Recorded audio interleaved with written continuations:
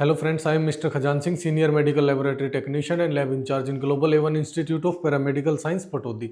तो आइए आपका हमारी एक और नई वीडियो में स्वागत है। जैसा कि आपने पहले भी हमारी काफ़ी वीडियो में देखा होगा कि हम स्टेप टू स्टेप वीडियो बना रहे हैं, काफ़ी टॉपिक्स पे हमने वीडियो बना दी। तो लास्ट हमारी जो वीडियो थी वो थी हमारी sample handling, transportation and processing पे, कि कैसे सैंपल को ट्रांसपोर्ट करते हैं, कैसे प्रोसेसिंग करनी चाहिए सैंपल को और क्या क्या हैंडलिंग करनी चाहिए, उसमें क्या क्या सेफ्टी हमें यूज करनी चाहिए। तो आज हम हमारा जो सबसे इम्पोर्टेंट टॉपिक है वो है लेबोरेटरी सेफ्टी, कि लेबोरेटरी के अंदर अगर हम वर्क कर रहे हैं तो हमें क्या सेफ्टी रखनी चाहिए और किस किस तरह की सेफ्टी हमें यूज करनी चाहिए। कि सबसे पहले तो ये पता होना चाहिए कि लेबोरेटरी में सेफ्टी कितने तरह की, पहले तो दो तरह की सेफ्टी होती है। सबसे पहले जो आती है एक तो पर्सनल सेफ्टी एंड सेकंड जो अदर आती है वो आती है लेबोरेटरी सेफ्टी, कि हम अपनी सेफ्टी कैसे रखें और लैब की सेफ्टी कैसे रखें। लैब की सेफ्टी, अपनी सेफ्टी तो आपको सभी को पता है कि हमें खुद को किसी बीमारी से बचाना है, वायरस से बचाना है, अपने जो एप्रन पहनने, अपनी सेफ्टी तो सबको पता होगा। लेकिन लेबोरेटरी की सेफ्टी जो है, लेबोरेटरी सेफ्टी के अंदर क्या क्या आता है वो हम आपसे डिस्कस करेंगे आज। कि सबसे पहले डिस्कस करते हैं कि पर्सनल प्रोटेक्शन में कि हम खुद की कैसे सेफ्टी करेंगे। तो खुद की सेफ्टी करने के लिए सबसे पहले हमें लैब के अंदर एंटर करने से पहले हमें पता होना चाहिए कि हमें क्या क्या चीज़ों का यूज करना चाहिए, किन किन चीज़ों को प्रोटेक्शन के बेस पे यूज करना चाहिए। सबसे पहले जैसे कि लैब में एंटर करने से पहले हमें चेंजिंग रूम, लैब के अंदर जाने से पहले चेंजिंग रूम होता है, तो चेंजिंग रूम के अंदर हमें सबसे पहले तो अपना एप्रन वगैरह वियर करना चाहिए।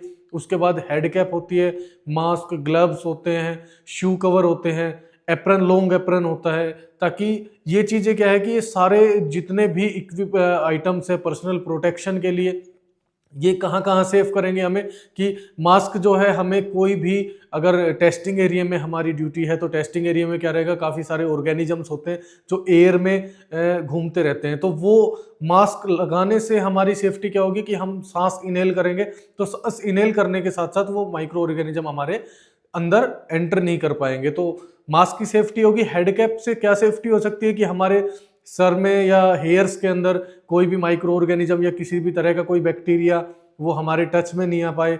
और जो ग्लव्स है, ग्लव्स किस लिए पहनने चाहिए कि क्योंकि अगर हम टेस्टिंग कर रहे हैं कोई भी, किसी भी पेशेंट का अगर हमारे हाथ पे कोई हल्का भी कट है या फिर किसी पेशेंट का हमें टेस्टिंग करते टाइम उसका कोई भी सीरम या फिर कोई ब्लड हमारे टच हो जाता है, या फिर कोई भी कुछ भी काम कर रहे हैं हम, तो वो हमारे हाथ उनसे क्या होगा, इन्फेक्टेड हो जाते हैं, तो वो हमें हैंड वॉश भी करना चाहिए।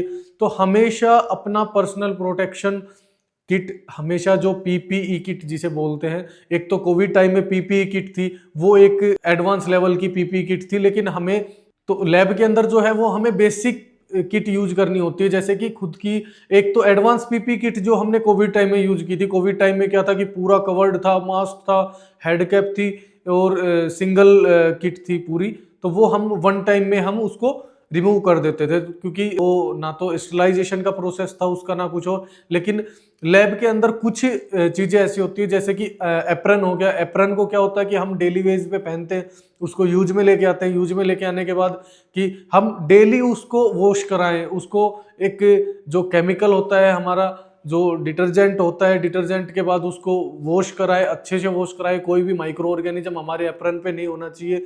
वो पता कैसे लगेगा कि कोई ब्लड वगैरह कुछ टच नहीं होना चाहिए, कि कोई ब्लड वगैरह है, या गंदा एप्रन नहीं होना चाहिए। उसके बाद सेकंड चीज क्या होती है कि हमारे जो ग्लव्स होते हैं, ये कुछ चीजें ऐसी होती है जो सिंगल यूज एंड थ्रो होता है। जैसे कि हैंड ग्लव्स हो गया, हेड कैप है, मास्क है, शू कवर है। इन चीजों को क्या करोगे आप, सिंगल यूज करके यूज एंड थ्रो कर दोगे, उसको डिस्कार्ड कर दोगे। एप्रन को आप डिस्कार्ड नहीं कर सकते, वो उसको वॉश करके दोबारा से यूज में ले सकते हैं। सेकंड, उसके बाद जो हमारे पास आ जाता है कि लेबोरेटरी सेफ्टी। लेबोरेटरी सेफ्टी के अंदर क्या होता है कि लेबोरेटरी के अंदर हमारे मल्टीपल टाइप की सेफ्टी हमें यूज करनी पड़ती है। जैसे कि हमें काफी चीजों का ध्यान रखना पड़ता है। जैसे कि फर्स्ट अगर हम लेके चले तो मशीनरी का सेफ्टी हमें देखनी होती है कि मशीन किस टेम्परेचर पे वर्क करती है, मशीन का प्रॉपर मेंटेनेंस होता है नहीं होता, उसका डेली कैलिब्रेशन होता है या नहीं होता, रिजल्ट मशीन ठीक दे रही है या नहीं दे रही।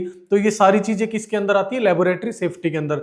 हमें फायर का ध्यान बहुत ज्यादा रखना चाहिए कि कभी कोई स्पार्किंग तो नहीं हो रही है इलेक्ट्रिक फायर का, कि करंट की वजह से या कोई स्पार्किंग की वजह से कोई फायर हो रही है या फिर किसी और रीजन से कोई फायर वगैरह का, तो हमें वो सारी चीज़ों की हमें सेफ्टी पहले से ही रखनी चाहिए ताकि ऐसा कोई भी इंसिडेंट ना हो। अगर ऐसा कोई इंसिडेंट हो तो उससे पहले उसको मैनेज किया जा सके। तो ये सारी चीज़ों का हमें जो सेफ्टी रखनी चाहिए, लेबोरेटरी सेफ्टी के अंदर ही ये सारी चीज़ें आती हैं कि मशीन का कैलिब्रेशन क्या है। ये एक आपका लेबोरेटरी वर्कर का या फिर टेक्नीशियन का, हम ये भी बोल सकते हैं, उसकी रिस्पॉन्सिबिलिटी होती है, जो उसका अहम हिस्सा होता है रिस्पॉन्सिबिलिटी का, कि वो अपनी मशीनों की मेंटेनेंस करे या फिर इंजीनियर से कराए, clean and neat and clean रखें उसको। जो एरिया होता है लेबोरेटरी का, वो टेस्टिंग एरिया बिल्कुल क्लीन होना चाहिए।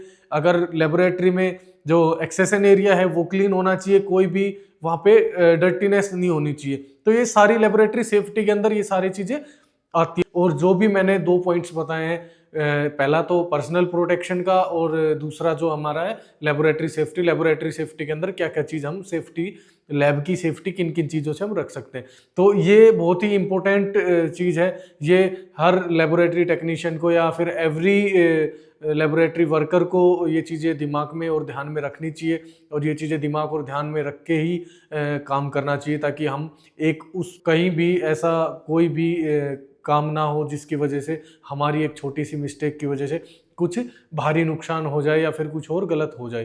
तो इन चीज़ों को ध्यान में रखें, और ऐसी ही हमारी और ज़्यादा वीडियो देखने के लिए हमारे चैनल को सब्सक्राइब करें, वीडियो को लाइक करें, शेयर करें, और कोई भी आपके डाउट्स रहते हैं तो वो हमारे कमेंट बॉक्स में आप कमेंट करें, आपके कमेंट का रिप्लाई दिया जाएगा। Thank you.